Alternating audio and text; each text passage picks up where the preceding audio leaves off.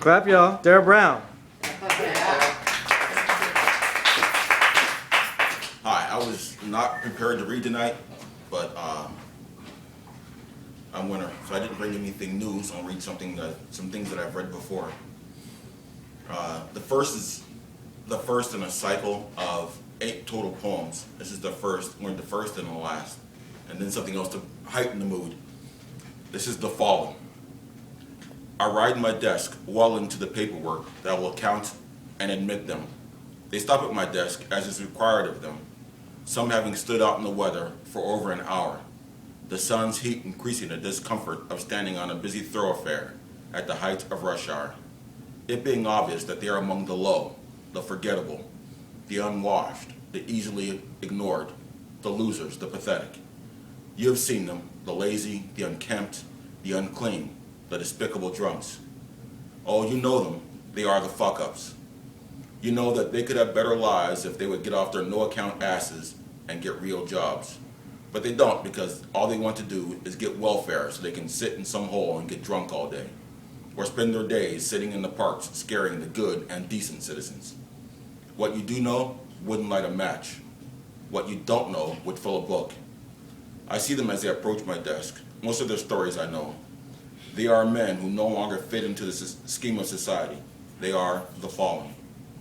Of course, there are those men who could get good jobs and earn their way in the world, but really would rather have someone else do it for them.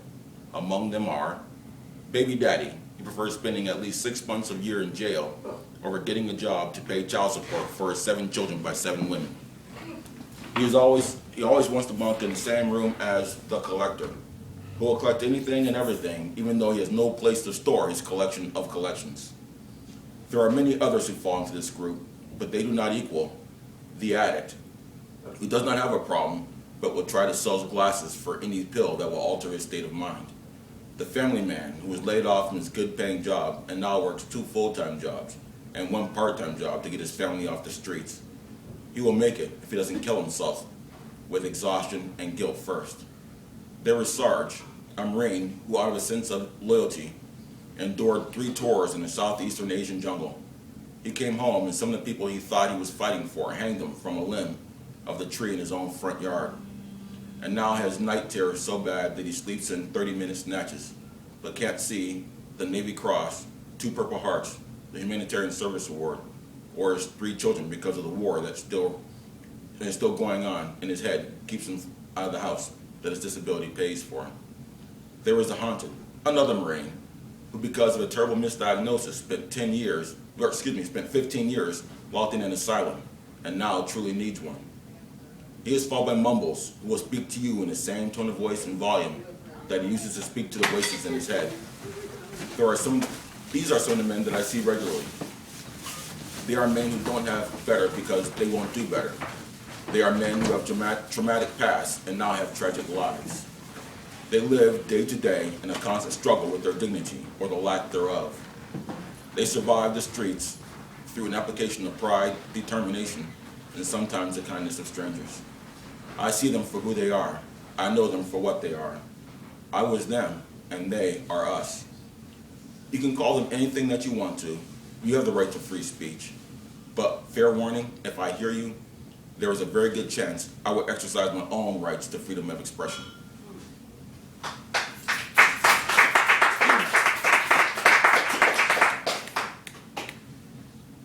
Next one I'm going to read is called Night Sail. Most of you have heard it before, but it's one of my favorites. Come with me and indulge yourself in the peace of a night sail. Close your eyes and feel the calming sway, the rock and rhythm, as of a doting mother holding you close. The cool spray on your face, the sea's gentle fingers, an almost illusory caress. Absorb the offered comfort and limitless love. Know that you are at the center of her attention. Listen, and in the night wind hear every lullaby ever sang. Relax in the harmonies of the breeze's whispers and the water's chuckles as they propel you along and are tickled by your passing. Open your eyes and bathe in the light. It is in the soft green glimmers of the glowing seaweed being stirred in your wake, and in the astounding array and multitude of stars filling the night sky, an emperor's ransom presented to you on ebony velvet. By the grace of the moon, immense, silver, and just beyond arm's reach.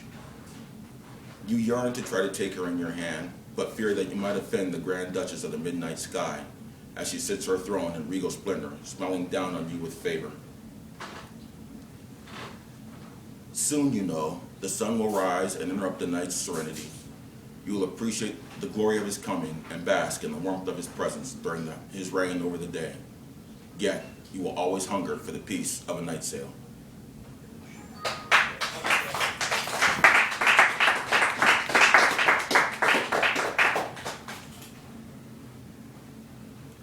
This being 2012, I'm going to read something that I actually wrote because of the great calamity happening in 2012. Yeah, everyone knows great calamity is December 21st, 2012. So this is my diary entry for December 20th, 2012. Dear Diary, it is all supposed to happen on the morrow.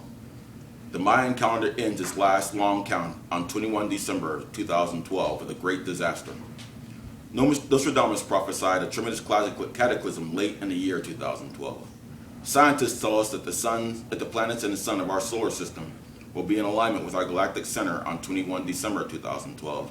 As a result, our poor Earth could suffer from enormous gravitational stresses that can result in a wide range of phenomena, from ruinous high tides to earthquakes and killer storms.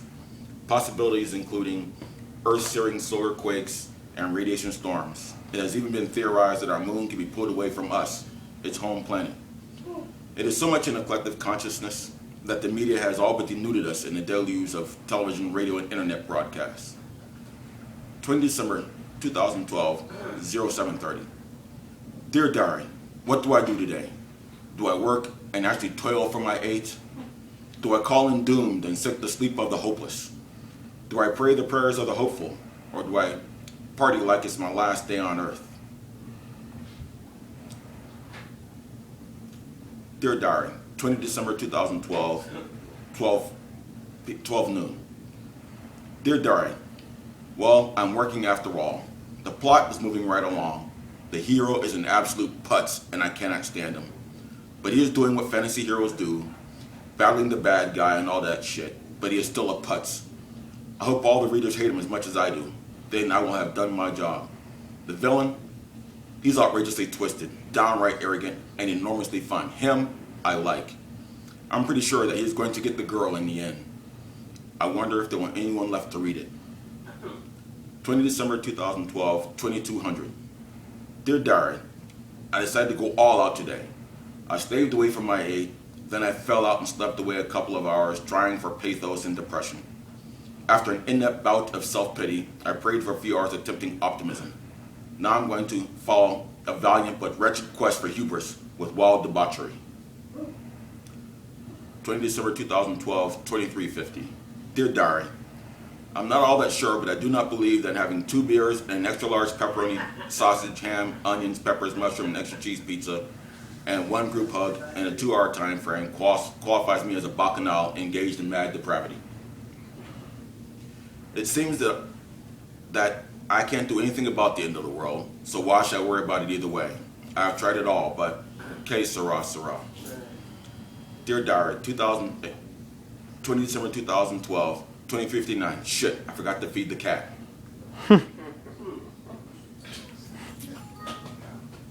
Last one. This is actually the last poem of the Fallen cycle, and it's called The Climb. The wall of the pit is steep and terrible. The climb is arduous and seems endless. Blood from my shredded fingers. My handprints, stains of red, added to others, old and new. Blood making my hold treacherous. Place each grip securely. Place, hold,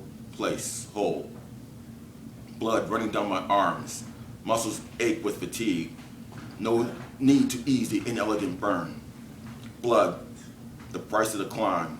The walls demand payment. An extra weight on my back. Climb, don't look back down. Keep my eyes up. Watch my ascent. Do not forget those falling. Do not forget those who have fallen. Climb, climb, climb, climb. Remember where I came from. Climb, remember where I'm going. I'm fallen, and I am climbing out.